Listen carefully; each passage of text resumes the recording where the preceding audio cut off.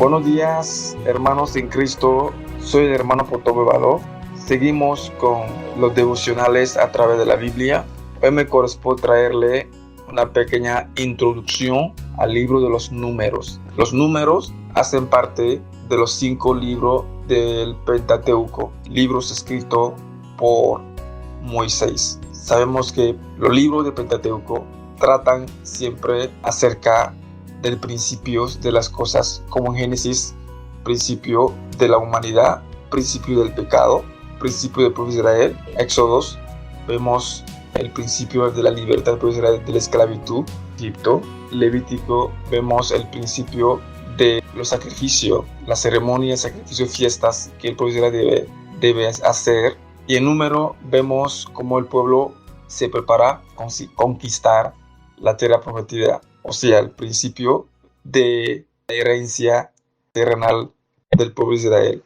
El libro narra la marcha de los israelitas a través del desierto, camino de la tierra prometida. En este libro vamos a ver la trayectoria que el pueblo de Israel ha atravesado para llegar a Canaán. También fue el tiempo de las relaciones ideales entre Dios y el pueblo. En este libro vemos interacciones que hubo entre Dios y su pueblo. Dios se presentaba a su pueblo, hablaba con su pueblo cara a cara, y después, con la petición del pueblo, Dios hablaba a través del tabernáculo, de la unción, y a través de su ungido Moisés. Era un tiempo ideal, esa travesía por desiertos, donde están separadas todas las naciones, contacto con otras naciones. Era un espacio ideal para poder tener una comunión con Dios y interactuar con Dios. Por eso que el libro es considerado como un libro donde se muestran tiempos ideales de relación entre Dios y su pueblo. También fue el tiempo y el lugar en que Dios pone a prueba a su pueblo a través del desierto. El salmista del Salmo 78, que invitó a su generación a no comportarse como lo hizo la generación del desierto, generación terca y rebelde que no fue fiel a Dios. Dios probaba a su pueblo, pero el pueblo siempre fue terco y rebelde y no fue fiel a Dios a través de la travesía en el desierto. El título, como sabemos, el título de ese libro lo pone por título Número, porque en ese libro hubo 2 censos principales. El primer censo, por verlo en el capítulo 1, y el segundo censo, por verlo en el capítulo 26. Tanto al principio como al final del libro se hace un censo o listado del pueblo de Israel. Dios manda a contar niños o personas mayor a 20 años. Y Dios así censa el número de personas que salieron de Egipto, y también las que estaban preparadas para entrar a la tierra prometida. El mensaje. Además, este libro toca el tema del liderazgo.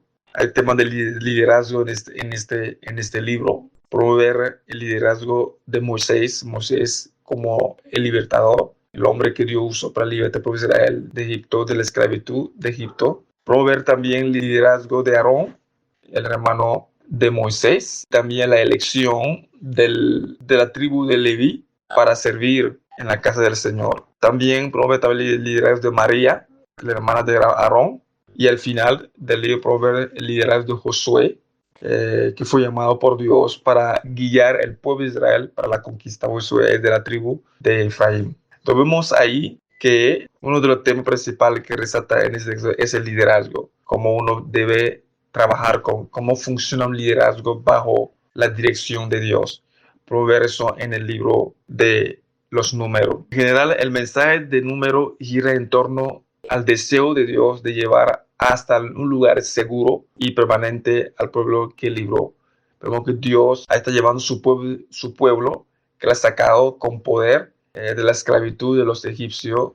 Dios lo está llevando al desierto para poder dirigirlo hacia la tierra prometida. Y en este libro vemos el deseo de Dios. Dios quiere que su pueblo llegue a un lugar seguro, pero vemos que la primera generación no logró lo que Dios deseaba para ellos no porque Dios era incapaz de hacerlo, porque ellos se resistieron a entrar en el reposo que Dios le está dando. Dios le está dando el reposo a pesar de su terquedad, a pesar de su incredulidad, a pesar de su malo comportamiento a través del desierto. Dios determinó llevarlo a la tierra prometida, pero llegando a la puerta de la tierra prometida, negaron entrar, no quisieron entrar en el reposo del Señor. Y así, esa primera generación murió en el desierto en una travesía en círculo vicioso por más de 40 años, y Dios levanta una nueva generación que llamamos la generación de conquista, con liderazgo de Josué. Con esa generación se conquistó la tierra prometida. Como dije, Dios desea introducir su pueblo en un lugar seguro y permanente, pero a la vez vemos la incapacidad del pueblo a mantenerse fiel y obediente a Dios, lo que retrasa la bendición para su vida. Por eso ese libro habla de un tiempo de prueba, de amenaza y de castigo. También nos enseña que la desobediencia trae como consecuencia el castigo, el cual causa mucho dolor y sufrimiento. En este libro vamos a ver mucho dolor, sufrimiento, ver producto de la desobediencia, de la terquedad del pueblo de Israel a no querer entrar en el reposo del Señor. Contexto histórico. El libro de Números se sitúa históricamente en la época de formación del pueblo de Israel, después que el pueblo haya sido esclavizado 400 años en Egipto. Sabemos que el pueblo de Israel tuvo su inicio con la promesa que Dios hizo a Abraham y a Sara, que le diera una descendencia, y esa descendencia fue Isaac. De Isaac Dios escogió el linaje de Jacob, y después Dios aceptó los 12 hijos de Jacob para que forman parte del pueblo de Israel. Esos 12 hijos de Jacob con sus hijos llegaron en Egipto en un tiempo que había hambre sobre la faz de la tierra, y Dios usó a Josué, un décimo hijo de Jacob, para salvar a su parentela, para a su familia, a sus hermanos, a su padre, de la hambruna que vino sobre toda la faz de la tierra. José llegó a ser el primer ministro, el gobernador de Egipto. Así fue que el pueblo de Israel llegó a Egipto, pero pasados años fueron esclavizados por faraones que vinieron después, y el pueblo fue esclavizado, dominado por los egipcios por más de 400 años. Dios aquí lo libró con mano poderosa y lo hizo atravesar el desierto para darle la herencia que le había prometido a Abraham. Y aquí vemos que en este contexto se trata este libro. Dios forma un pueblo y ahora lo dirige a la herencia que él había prometido a sus antepasados. Concretamente, el libro abarca el tramo que va desde la manifestación de Dios en el Sinaí hasta su llegada a la llanura de Moab, a la ribera oriental del Jordán. Ahí está el contexto histórico, ¿no? Y sí, del pueblo de Israel. De este libro que nos trata del contexto histórico, Dios está preparando un pueblo, Dios crea un pueblo, lo prepara y lo forma, lo lleva por desiertos, y después Dios se manifiesta a ese pueblo en el monte de Sinaí, le lleva a través del desierto hasta la llanura de Moab, frente al río Jordán, que es la frontera para conquistar la tierra prometida. Versículo clave, número 6, 24, 26. Vamos a leerlo. Jehová te bendiga y te guarde. Jehová haga resplandecer su rostro sobre ti, tenga de ti misericordia. Jehová alce sobre ti su rostro y ponga en ti paz. Hermoso esos versículos, a pesar de que el pueblo de Israel era un pueblo rebelde contra Dios, no quiso obedecer a Dios, siempre murmuran contra Dios. Dios sí, a través del versículo vemos el deseo de Dios de bendecir a su pueblo, de hacerle prosperar. O sea, la promesa de Dios no cambia. La promesa de Dios sigue en pie a pesar de nuestra terquedad, a pesar de nuestras acciones contra Dios. Su promesa sigue en pie. Nuestras actitudes, comportamientos pueden retrasar la bendición. Tuvieron que pasar 40 años de desierto donde aprendieron a obedecer a Dios, y la nueva generación fue la que entró en la tierra prometida, conquistó la tierra que Dios prometió a su pueblo. Así que así vemos así la bendición de Dios, la protección de Dios siempre es permanente. Dios siempre resplandece su rostro sobre sus hijos. Dios tiene misericordia de sus hijos. Dios alza sobre sus hijos su rostro. Dios pone en sus hijos su paz. Gloria a Dios. Bosquejo. Ese libro está dividido en dos gran partes.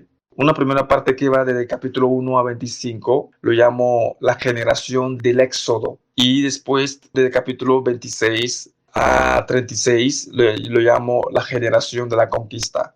Este libro no habla de dos generaciones. Ahí vemos los dos censos. Un censo que nos muestra la generación del Éxodo, los que salieron de Egipto. Y el otro censo que nos muestra la generación de la conquista, los que conquistaron la tierra prometida. En el Sinaí vemos, en el libro trata de capítulo 1 hasta capítulo 10, versículo 10, trata acerca de los acontecimientos que ocurrieron en el Sinaí, en el monte Sinaí. Vemos organización del campamento, capítulo 1 a 4, ley diversas y bendiciones sacerdotales, capítulos 5 y 6. Ofrenda de los jefes y normas para los levitas, capítulo 7, 8. Celebración de la Pascua partida, capítulo 9 hasta capítulo 10, versículo 10. Desde Sinaí hasta frente al río Jordán, vemos capítulo 10, versículo 11 hasta capítulo 25, versículo 19. De Sinaí a Cades o Parán, capítulo 10, versículo 11 hasta capítulo 12, versículo 16. En Cades y su entorno estuvieron por un tiempo, desde capítulo 13, versículo 1 hasta capítulo 20, versículo 13. De Cades, Moab, desde capítulo 20, versículo 14 hasta capítulo 21, versículo 35. Y en el estepa de Moab vemos capítulo 22 a 25. Y la segunda parte de ese libro que decimos que la generación de la conquista, capítulo 26 a 36 se divide de esa forma. Desde el capítulo 26 a 31 vemos normas sobre la ocupación de la tierra. Dios da norma de cómo la nueva generación debe ocupar la tierra prometida. Y desde el capítulo 32 a 36 vemos la ocupación del oriente de Jordán, o sea, Transjordania. La ocupación del oriente de Jordán por dos tribus de Israel.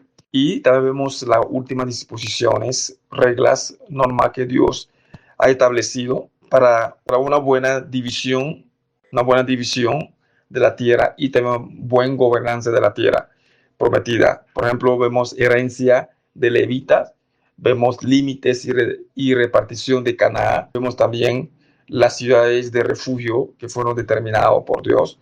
Vimos también leyes de casamiento de las herederas para Dios poder conservar a las tribus donde se le nacieron solamente mujeres.